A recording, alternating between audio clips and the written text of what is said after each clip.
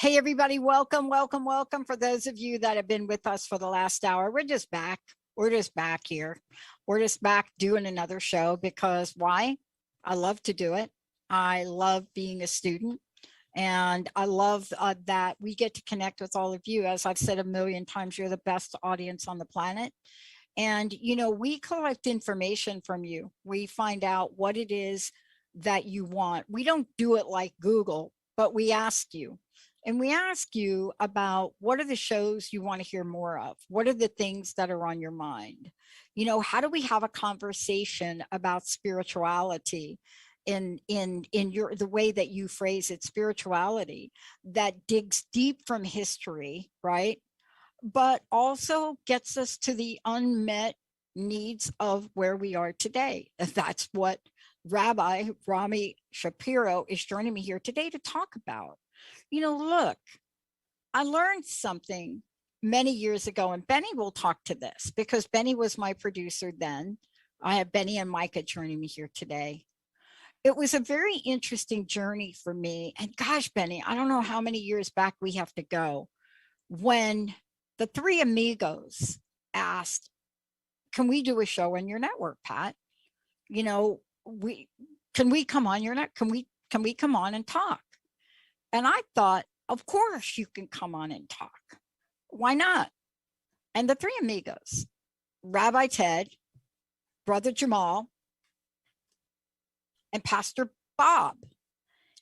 And they came on the show, and it was an amazing show. It was just incredible. I mean, this was a representation of how I grew up now and what experience I had in my life. And they went on to write a book. And the book was Interfaith. There was an interfaith. The show was called Interfaith. It was the three amigos. They wrote a book.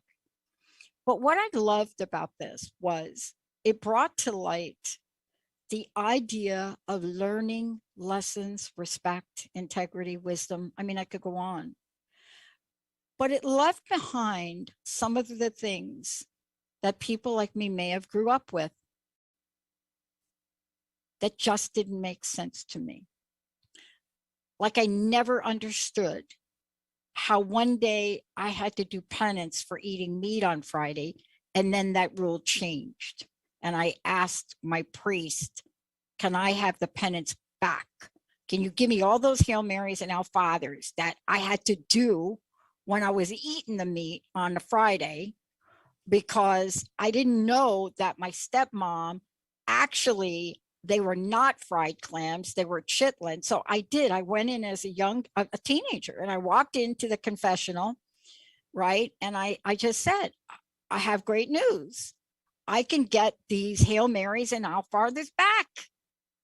I can get them back because you changed the rules. Okay, that didn't work out very well. But it really talks to the confusion I had growing up. But here's what I love about this. And here's what Rabbi Shapiro does in his book so well. What does it mean to have a guide to being a blessing to all the peoples of the earth? What does that mean? See, that's what he's talking about here. What does that mean? And what does it take for us to be able to do that? What kind of wisdom does it take? Does it take a kid like me growing up in the Bronx, walking into a priest and like saying, I want you to put them back in my bank account? Is that what it takes? Or does it take something else? Does it take us to learn more? Today, joining me is somebody that brings a powerful, powerful message. But this is a message that probably for him, he probably bumped up against some of the same walls I grew up with. Unorthodox, yeah. Maybe moms and dads that probably looked at them and said, wow, you can't kick her out of Catholic boarding school. She really did have that conversation with Jesus. Maybe it was that. Maybe it was something else. But here's where we are today. He is the author of many, many books, award-winning, best-selling books, biblical translations. I wish I could talk to him about those, but there's so much more. And today this is the message for today. This is, by the way, I'm going to hold it up there, Micah. Can you all see that? And I think, Micah, you're going to be putting this up on our social media. But this is the message. What does it mean to have this in my hand, a guide to being a blessing to all the peoples of the earth? Rabbi Shapiro, thank you so much for joining me here today. It's great to have you. Well, Pat, it's a delight to be here. Many things I learned as a child that I don't think I was according to the plan of the religion that I was born into. Unorthodox is the word you use. Rebellious is probably fits me a little bit better because I just didn't behave very well about these things. But here's the question. How can we, right? And this is going to be my question really from the book. How can we bring this message forward and be less divided? Yeah, that is the question.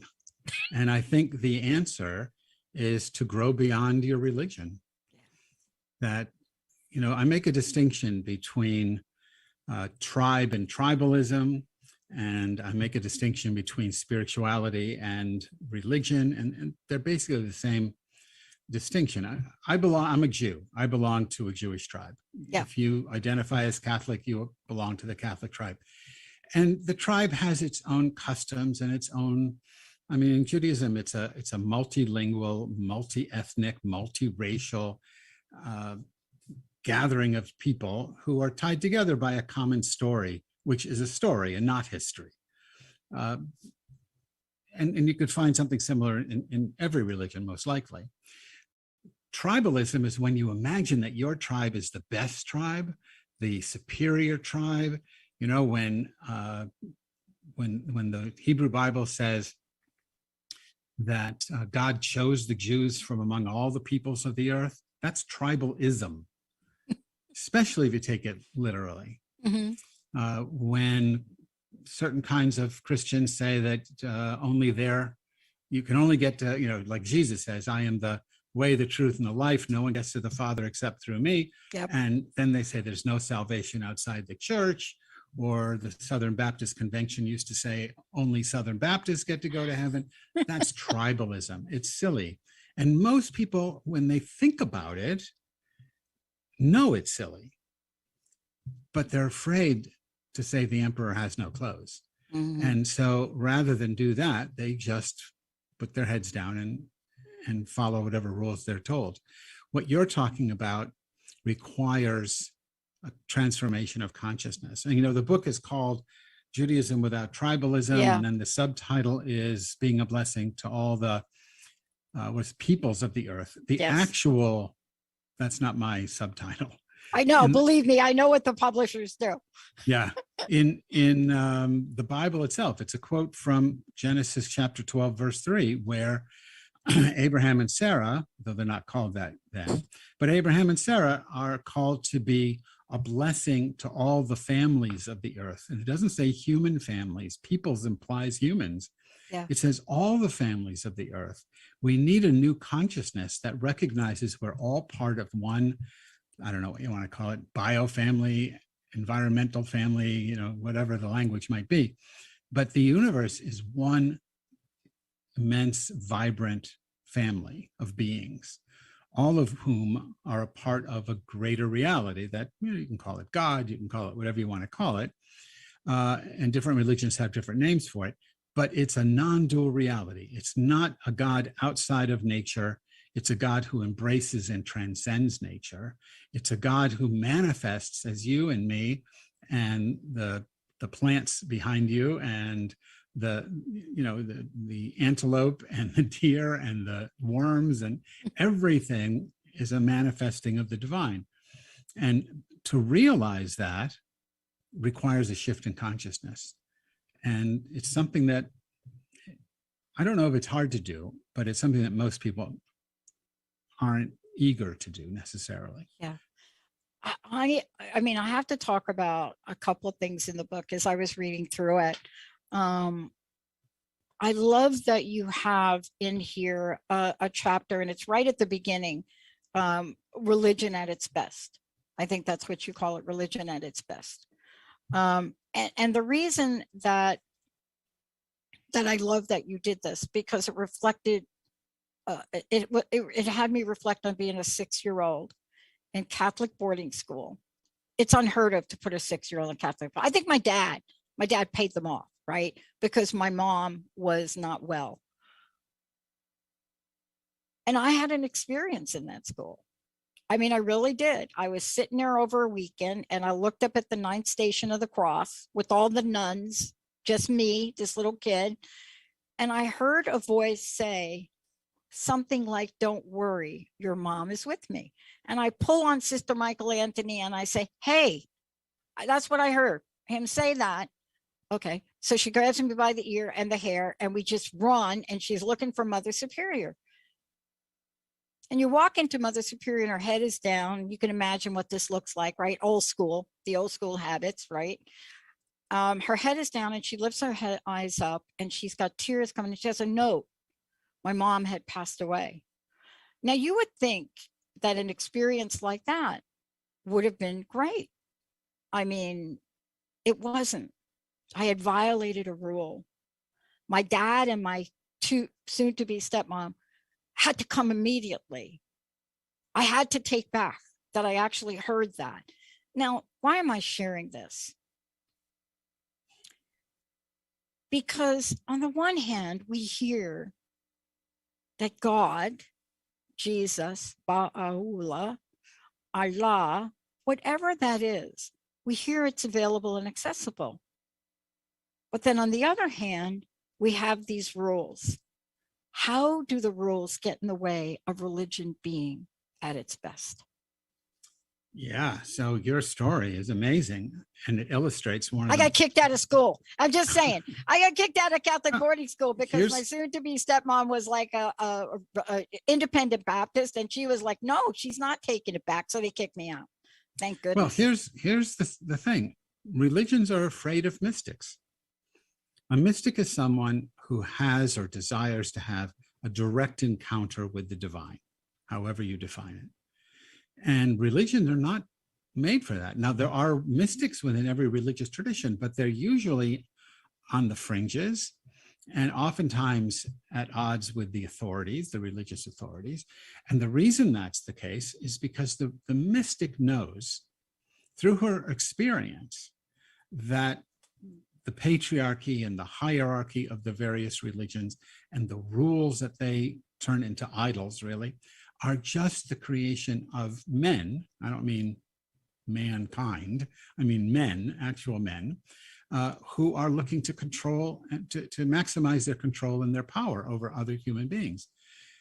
That's why little kids and mystics are so dangerous to religion, because they don't play that game and they're not intimidated. Now, little kids can be intimidated, but a true mystic, someone who has a direct experience of divine reality, isn't going to be shaken when the Pope or the chief rabbis in Israel or the Ayatollah or anyone else, regardless of how high their status is, says, "No, you're wrong. That's not how it works." Because you had an experience. You're not doubting your experience. I mean, you should always be somewhat skeptical about your own experience. You can be tricked, you can be fooled, you can be misled. But when you have the experience you described and someone says, "No, you can't have that experience," well, it's too late. The toothpaste is out of the tube and you can't go backwards. And so what religions try to do, and they're not going to do it overtly like they have a big sign saying no mystics allowed, but what they try to do is to minimize the mystic tendency that is natural to people, but you can educate people out of it. You can scare them out of it. And that's religion at its worst. Religion at its best, the word religion comes from religare, and it means to unite. Yeah. Now, it doesn't just mean to unite within a specific religious tradition. It means to unite to me, it's the realization that the entire universe is one being. It's always united, but it's to erase the delusion of separateness that dominates the egoic mind. And so it unites you with the whole. even though when you get united, you realize you were never disunited. But in any case, that's what religion at its best is. And because people are different, we have different languages, different cultures, you can find different ways to experience the union of everything. And some will work for you better than others. So, if you're raised in a Hindu tradition, jumping on the Southern Baptist Convention bandwagon may not do it for you. But there are Hindu mystics who have methodologies to help you realize the truth of your own being. And that's true in every religious tradition. But mystics, as opposed to clerics, the priest, the rabbi, the rest of it, mystics always get along with one another. In 1984, I was lucky enough to be tapped by Father Thomas Keating, who's a phenomenal Catholic priest, who, along with Father Basil Pennington, created the centering prayer movement in Catholicism, but now it's in Christianity in general. And Father Thomas started this 35-year experiment, bringing 12 mystics together from 12 different traditions to live in his monastery for a week at a time and just experience one another's presence and to have conversations about spirituality, I guess. And I didn't go all 35 years. I went for the first few and then checked in periodically. But what I discovered in the very first one in 1984 was that regardless of the label you wore or the clothes that defined you, whether you were a Hindu, a Buddhist, a Quaker, a Native American, Jewish, Orthodox Christian, it didn't make a difference. While the methodologies each of us employed to experience the truth of non-duality, or what Thich Nhat Hanh calls interbeing, regardless of the methodologies we use, the experience was the same. A melting of the isolated ego into the oceanic one, out of which all things arise and return. And once we got that realization from one another, there was nothing to argue about. You are now curious. Okay, how did you do that? And how is your text different from my text in a way that I can learn from your, but it wasn't like, oh, you're different, you're bad. But you're talking about mystics. And so you're talking about people with an altered state of consciousness. That is not the norm. Religion at its best tries to bring you to that mystic consciousness, that mystic awareness. Religion, as most of us experience it, is all about putting you in separate silos and keeping you there. Yeah. Thank you so much for that, because, out of the gate in your book, I so loved, went back and read it again. Of course, it's on my favorite numerology, page 11, in the area where you talk about God and gods, because that experience as a young child and having a mom, a stepmom, I didn't know she was going to become my stepmom, because my mom actually did commit suicide. That was a real thing that happened. And of course, A, B, C, D, right? We now know, like, okay, how could she be with Jesus if she committed suicide? That's like not a thing. But what I love about this, and I was so excited to talk with you, because it changed the trajectory of my life. And so did my stepmom. Now, coming from a Southern Baptist environment, she had her own version of things. And her own version of things was the way you describe it in the book. And I want to read this to everybody. So you say, God, as I use the word, refers not to any tribal deity or to any named God, but to the greater reality manifesting in, with, and as all being. God is not a noun, but a verb. As a verb, God cannot be owned by any tribe or authority, but as a noun, God is always owned. I had to read that because you set the stage right out of the gate for the rest of the book. I had to read it because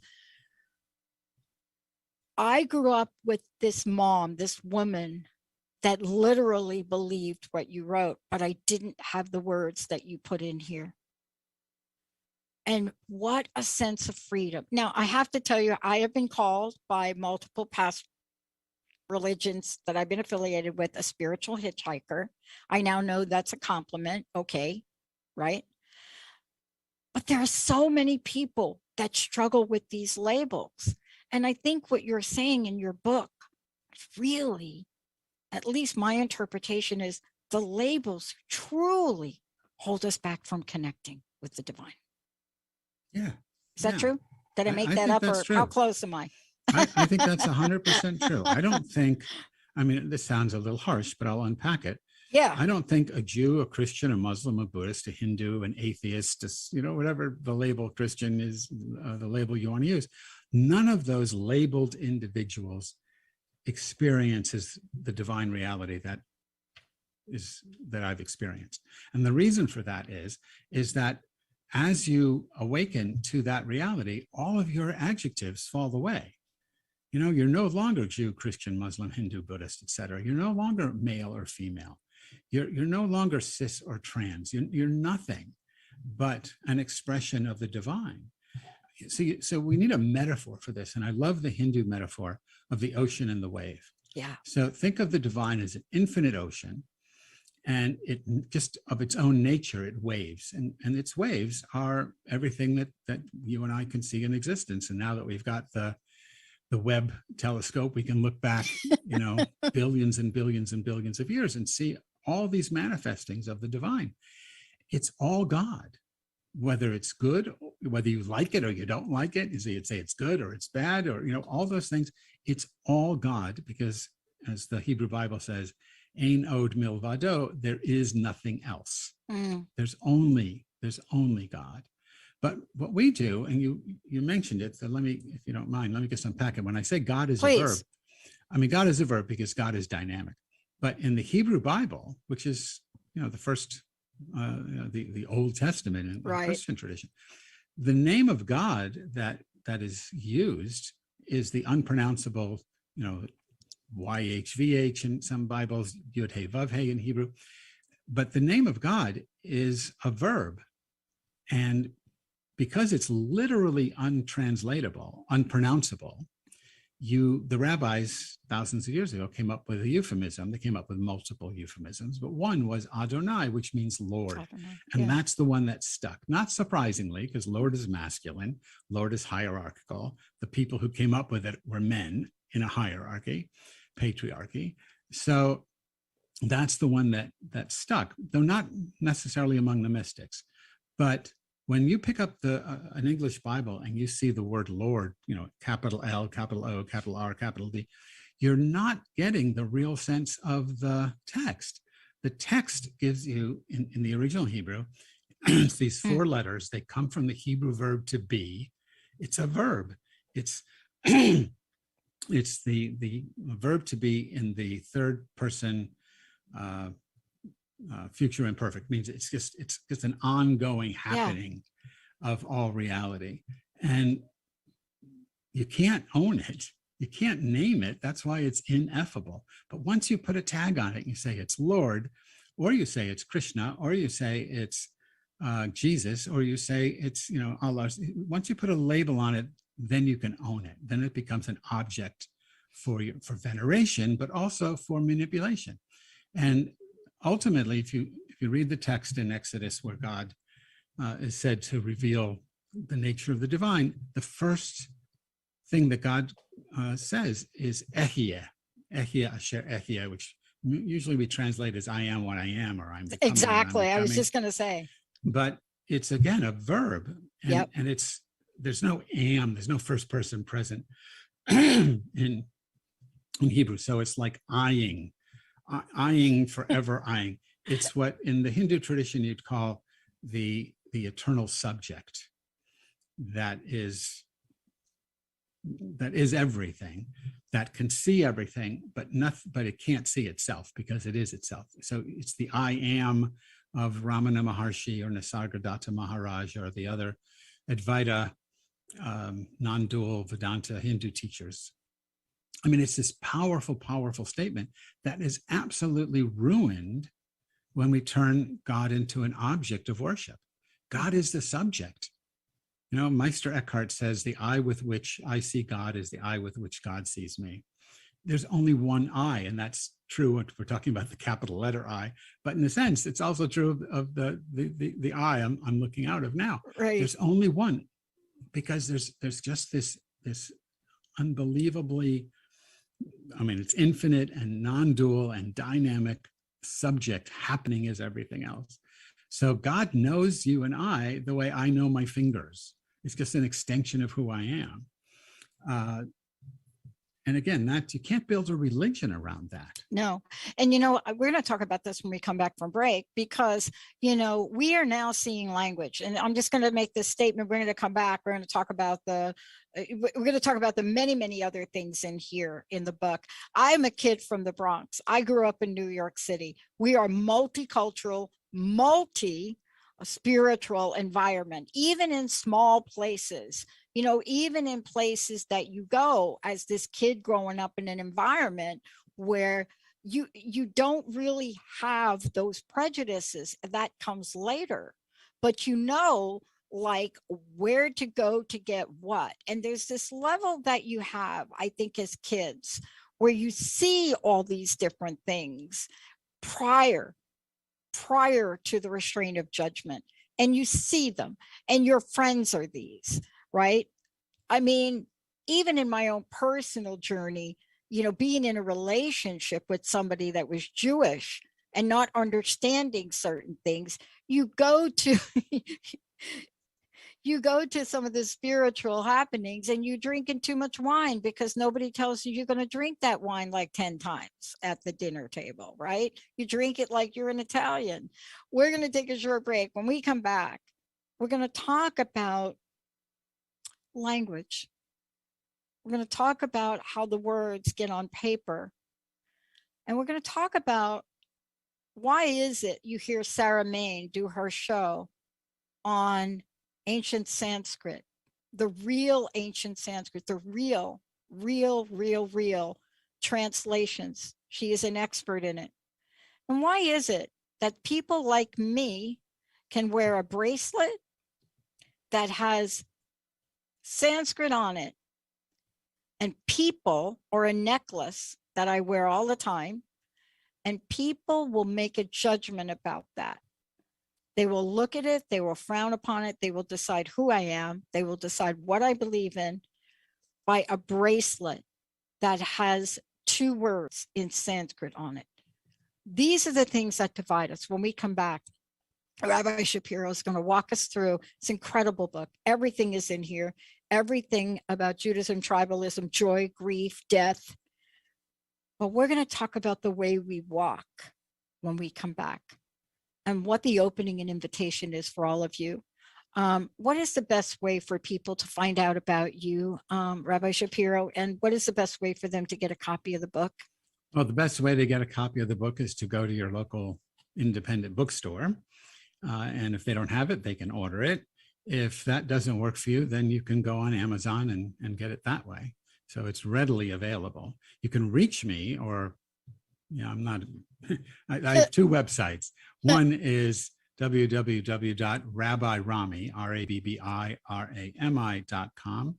And then my business website is www.oneriverfoundation, O-N-E, River Foundation, all one word, .org. So either website will work, and certainly you can get the book locally. Lots really of great messaging and information, everybody. We're going to take a short break. When we come back, we're going to take a look at the way we walk. What does that mean? Do we actually have a choice? Do you feel like you have a choice? Do you feel like you can do that? And what happens if you're somebody like me that gets into a 12-step program, a recovery program, and has a sponsor that works with 3 people at one time: a Christian, a Muslim, and me? What does that look like, and what do you learn from that experience? Stay tuned. We'll be right back. All clear.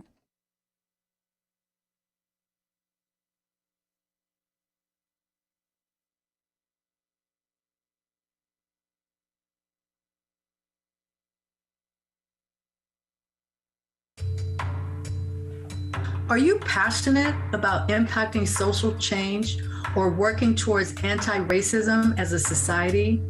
Are you willing to deconstruct your innermost thoughts, ideas, and beliefs about racism? Then Inflection Point Podcast, Cultivating Change from the Inside Out, is the show for you.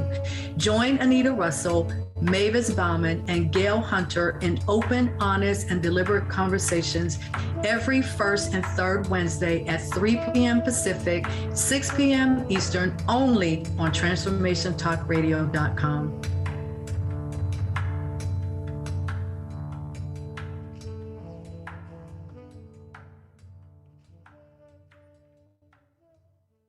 Tune in to Maximum Resilience with me, Kelly Bazzani, your ally for addiction, the first Monday of each month at 11 a.m. Pacific, 2 p.m. Eastern on TransformationTalkRadio.com. Join us and engage in this epic journey of how to own your power and change your perception of addiction while we revolutionize the approach that ensures mental health as we address a worldwide epidemic. Take the steps that lead you towards an incredible life of maximum resilience. We do recover. Visit myresiliencecoach.com. Do you question what an authentic life really looks like? Tune in to The Alley Effect with Allison Blythe, authentically living life your way.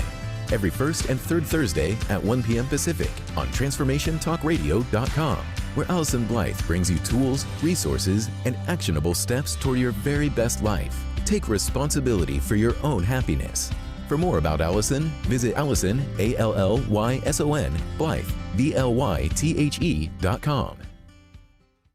Are you struggling with truly being happy in life? Do you often question who you really are? I'm Tracy Lynn Wallace, a self-love mentor and life coach who can help you identify and access subconscious blocks to move you into a place of freedom, success, and happiness. Visit inspiredwisdomcoaching.com to sign up for my VIP list and get updates on my exclusive workshops so you can awaken your magic within. That's inspiredwisdomcoaching.com. Are you ready to branch out? Take a leap of faith. Tune in to Get Rooted Radio with Erica Gifford Mills on TransformationTalkRadio.com to equip, empower, and enlighten yourself. Erica will energize and excite you to power up your passionate dream that sets your soul on fire. So, get fearlessly ready and get powerfully rooted in your yes to live it up, love it up, and let it go. Visit GetRootedRadio.com. Tune in to Knowledge Book Radio with host Marge Potasic, the fourth Tuesday each month at 4 p.m. Pacific, 7 p.m. Eastern on TransformationTalkRadio.com. Through many experiences, Marge was led to the Knowledge Book, a gift to humanity in its transition to the golden age that provides truth and answers. She now shares information from the Knowledge Book with you monthly on TransformationTalkRadio.com on Knowledge Book Radio. For more information, visit usa.theknowledgebook.net.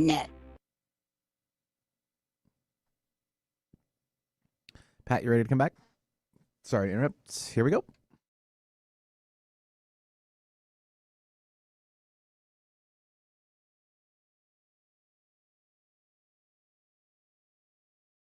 It's so great.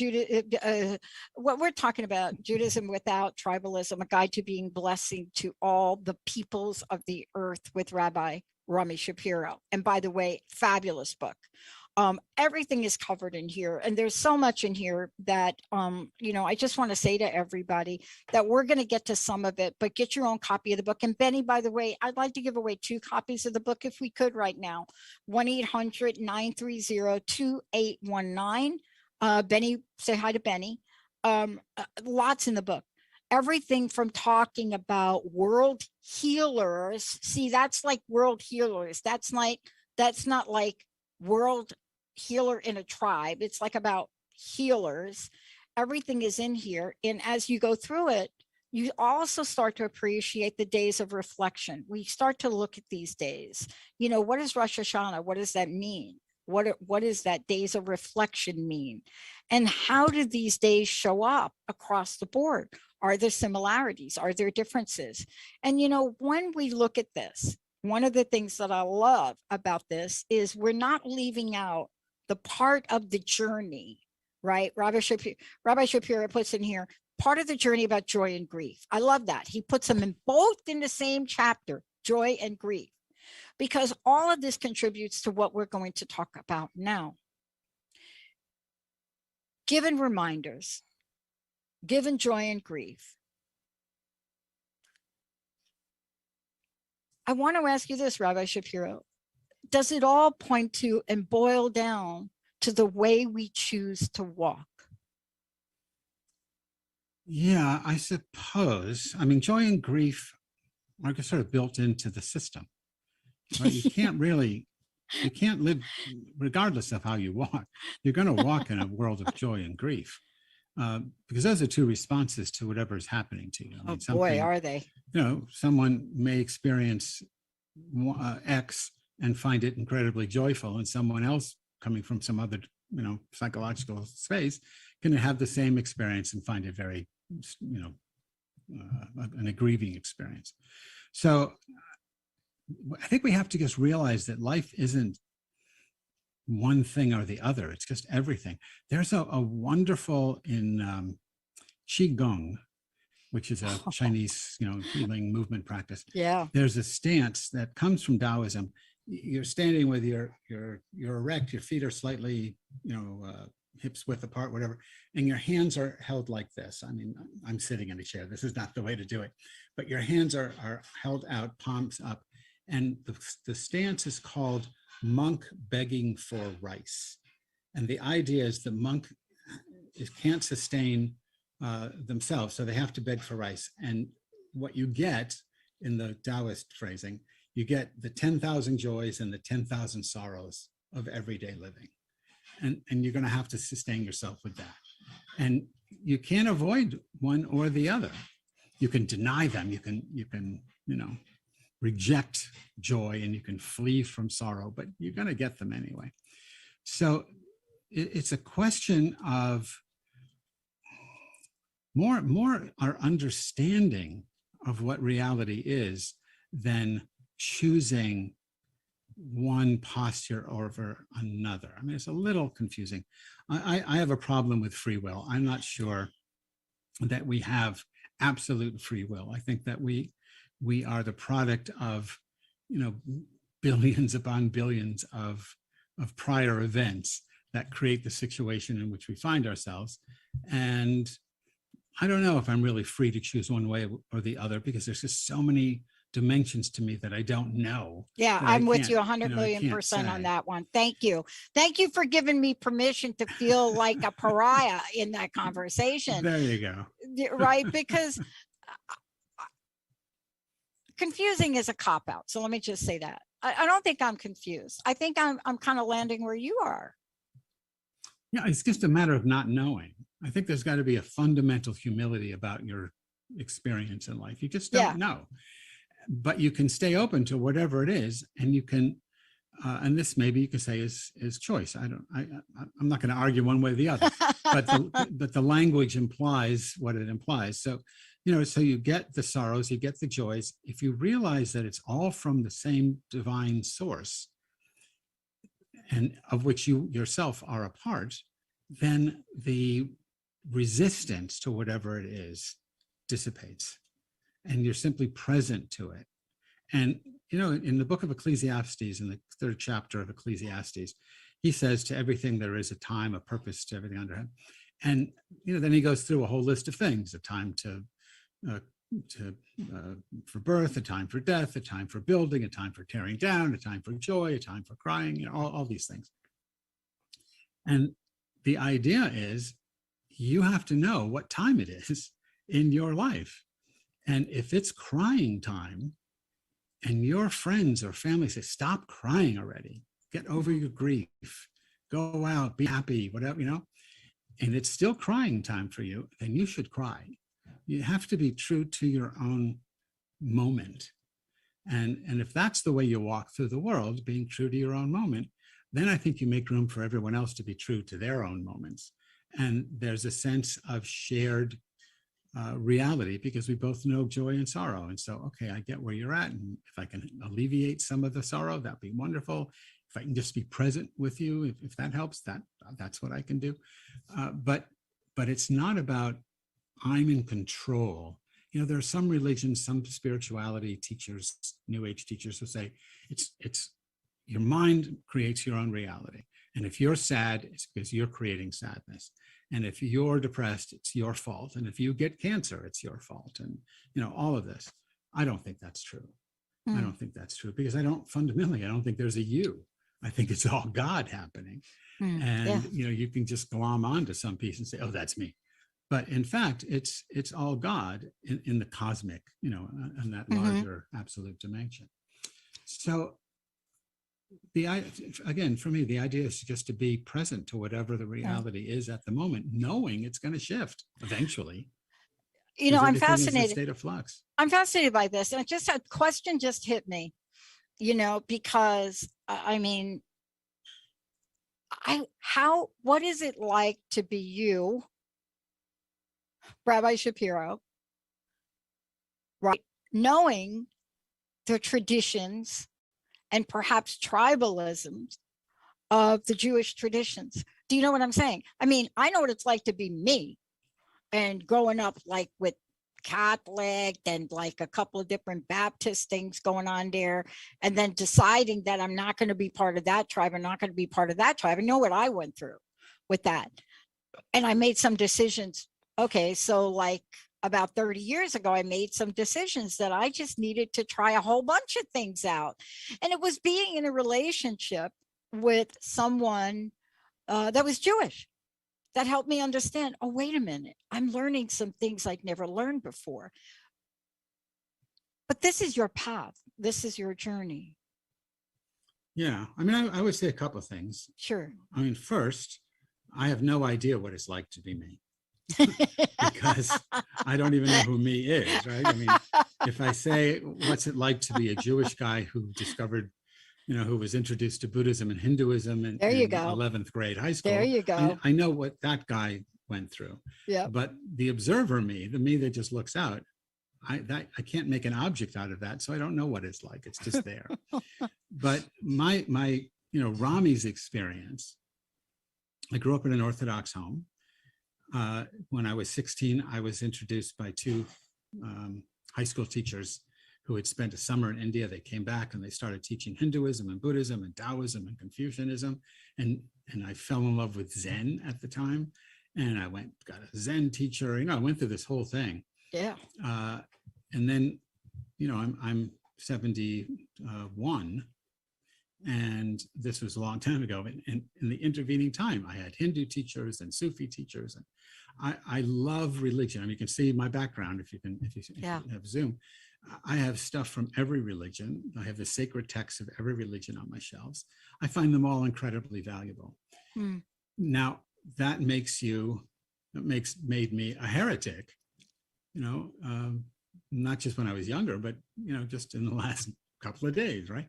So, I was doing some Zoom thing at a synagogue, and people left because I have the crucifix over my, my left shoulder, right? And they were offended. The Om didn't bother them. The Japanese Zen stuff didn't bother them. If I leaned over, the Bismillah from Islam didn't bother them. But the crucifix triggered them in such a way that they had to get away, that somehow I was tainted because I was honoring that tradition. Now, I don't know if you can see the crucifix carefully. Yes, I can see it. It's not a standard crucifix. Actually, it's Mary on the cross holding Jesus, sort of a paeta kind of thing on the cross. And it was a gift from on an interfaith trip that I took to Israel in Palestine. And the idea is it's the Divine Mother's being crucified, because I think that's changing now. But I think that's been the history of the last couple of thousand years in the Western traditions, that the divine feminine is lost to us. And though I think she's making a comeback. Yeah, I'm hoping that. I'm really sitting there with you. Yeah, I think you can see that in the return of the divine feminine in lots of different traditions, and in people's independent experience of the Divine Mother. I've experienced her multiple times.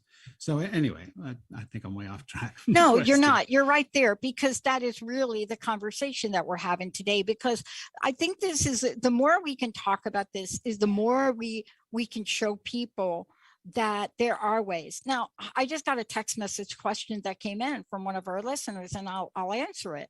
But I think you answered it for me. And it's a question because I made reference to a Sanskrit bracelet I have. That's right. And that I wear. And so the question that came in, and for those of you there, I'm going to try to hold this up. I don't know if we can get it in the camera. I don't know if you can see it. But this is Sanskrit, and it is pure love. And it's beaten up pretty bad because I don't take it off. I play my sport with it, so it gets beat up. So the question is, what was your first involvement? And I had to think about this, but here it is. When I was homeless on the streets of New York City, and I'm 17, and I got booted out because of who I was. And I'm homeless on the streets. I had so many different, let's call them angels for lack of a better words. I had a lot of I am energy that helped me.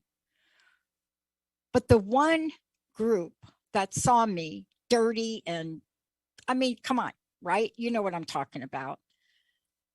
We knew them back then. They were on the corners in white, and they had the tambourines, right? And they had beautiful mantras. And all day long, day and night, that's what they would do. And I took one look at them and I saw clean clothes. If I joined them, this is me, right? Because you're homeless, you're not, no food, no water, you know what you do. And I looked at them and I was drawn to them. It was my first experience. We knew them, and the people joke about the Krishna consciousness, the Hare Krishna. They joke about it, but I'm 17. I didn't know anything like that. I didn't know that I wasn't supposed to reach out to them. See, at moments of desperation, what I call godding is when godding, it's like the not the noun of God, but when godding happens, things like that show up. And that was my first interaction to answer, Mary, thank you for your question on my phone. That was my first engagement in an experience of learning about something with language I couldn't even pronounce, but I felt so cared for. And I think at 17, you don't lose that. See, isn't that what you're talking about here? Isn't that when you take the tribe out of the picture? It's when you take the tribalism out of the picture. Tribalism out of the picture. I mean, Krishna followers are a tribe, you could say. But they totally are. But they don't have to be tribalistic. Exactly. Although some probably are.